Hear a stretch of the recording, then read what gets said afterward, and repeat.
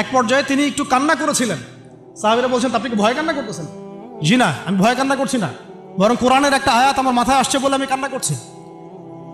সে আয়াতটা ছিল সূরা মারিয়ামের মধ্যে, ওয়াইম মিনকুম ইল্লা ওয়ারিদুহা কানা আলা রাব্বিকা হাতমান মাকদিয়া, একটা আয়াত আছে কোরআনে সূরা মারিয়াম।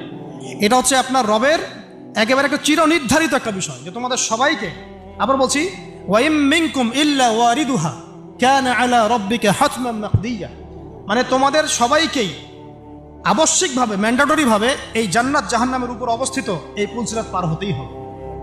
এটা তোমার রবের একটা প্রাচীন একটা মানে স্টেটমেন্ট, এটা তোমাকে করতেই হবে, সবাইকে করতে হবে। এই আয়াতটা মনে হয় আমার কান্না আসতেছে। একজন তাকে একটা হাড্ডিওয়ালা গোশত এনে দিয়েছিল, তিনি সেই গোশতটা খাওয়ার জন্য চেষ্টা করছিলেন, তো পরে একটা কামড় দিয়ে ফেলে দিয়েছেন।